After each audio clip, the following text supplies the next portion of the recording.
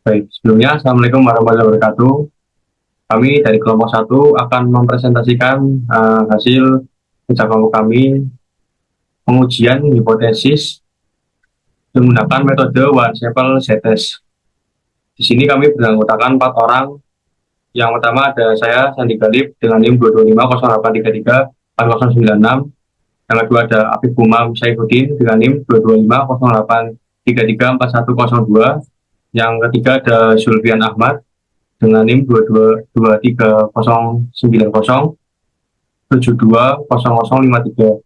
Yang keempat ada Akbar Lutfi dengan NIM 21508334029.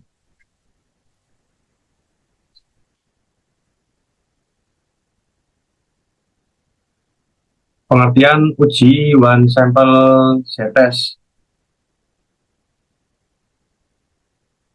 merupakan metode statistik yang digunakan untuk mengevaluasi apakah rata-rata dari suatu sampel secara signifikan berbeda dari rata-rata populasi yang diketahui. Dalam konteks penelitian, uji ini menjadi penting ketika peneliti ingin menguji klaim atau asumsi tertentu tentang populasi berdasarkan data sampel yang representatif, terutama ketika ukuran sampel cukup besar dan standar deviasi populasi diketahui. Penggunaan uji ini dapat memberikan bukti empiris untuk mendukung atau menolak hipotesis tertentu, yang pada akhirnya membantu dalam pengambilan keputusan berbasis data. Kasus dan data. Dalam sehari, tempat parkir mahasiswa sebelah utara PKM FT UNY dapat dipenuhi oleh ratusan kendaraan roda 2 mahasiswa yang silih berganti tiap jamnya. Dari banyaknya motor yang berseliweran parkir, terdata rata-rata sepeda motor yang digunakan oleh para mahasiswa adalah 150 cc. Berangkat dari data rata-rata populasi tersebut, maka dilakukanlah perhitungan sebanyak 30 sampel acak sepeda motor di parkiran tersebut. Standar deviasi besar cc sepeda motor di seluruh populasi sebesar 100 cc menurut data historis. Dari data perhitungan 30 sampel sepeda motor menghasilkan rata-rata besar cc sampel adalah 140,5.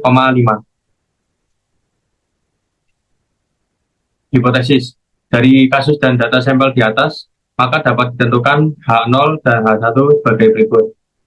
H0 rata-rata besar cc sepeda motor yang digunakan oleh mahasiswa FT UNY adalah 150 cc. H1 rata-rata besar cc sepeda motor yang digunakan oleh mahasiswa FT UNY adalah tidak sama dengan 150 cc. Selanjutnya adalah langkah pengujian. Langkah pengujian yang kelompok kami lakukan, yang pertama-tama adalah mengumpulkan data sampel. Selanjutnya, setelah mengumpulkan data sampel, kita menentukan hipotesis dan menentukan tingkat signifikansi atau alfa. Berikutnya, langkah yang kita lakukan adalah hitung nilai statistik, lalu menentukan nilai kritis, dan setelahnya adalah membandingkan nilai Z statistik dengan nilai kritis. Baru setelah perbandingan nilai Z dan nilai kritis ditemukan, kita melakukan kesimpulan dan melaporkan hasil.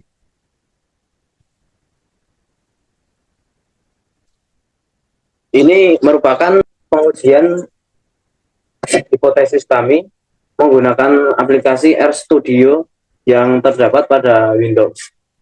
Pertama-tama kita masukkan pertama-tama kita memasukkan program library BSDA untuk mengaktifkan fungsi perhitungan di tes yang ada pada aplikasi RStudio. Berikutnya kita memasukkan program hashtag define your data dan hashtag let mu 110 dan n sigma pangkat 2 sama dengan 140,5, yang mana mu sama dengan 110 adalah nilai terendah dari data sampel dan sigma pangkat 2 sama dengan 140,5 adalah nilai min data sampel yang kita miliki.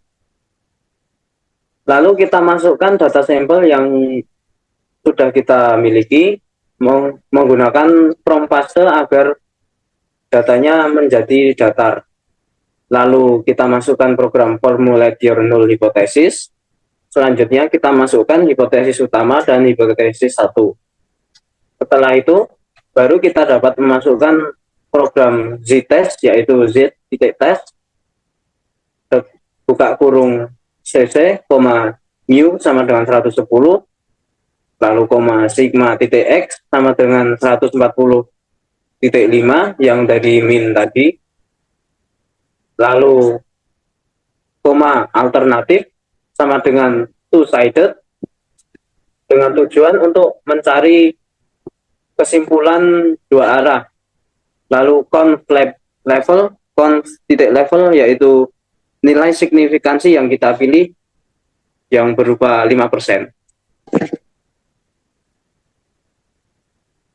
Dari langkah pengujian yang sebelumnya kita telah program, setelah kita menekan tombol run pada akhir program z-test, kita mendapatkan hasil yaitu one sample z-test data .2 cc, yang mana nilai z dan p-value-nya ditemukan yaitu z sama dengan 1.189 dan p-value yaitu 0,2344. Kedua nilai ini bermanfaat untuk kita menyimpulkan hasil dari hipotesis yang akan kita uji nanti.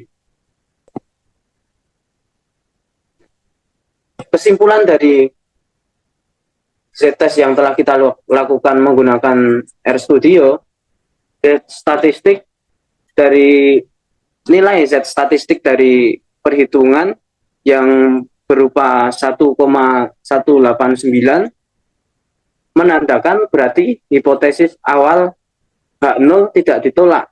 Mengapa? Karena z value yang kita temukan dari RStudio, hasil perhitungan RStudio lebih kecil dari 1,96, yang mana 1,96 ini adalah z kritis yang dimiliki oleh data. Selain dari z statistik, p-value juga menunjukkan nilai 0,2344 yang mana nilainya lebih besar dari 0,05. Artinya adalah p-value berperan dalam menolak hipotesis alternatif dan membenarkan hipotesis utama.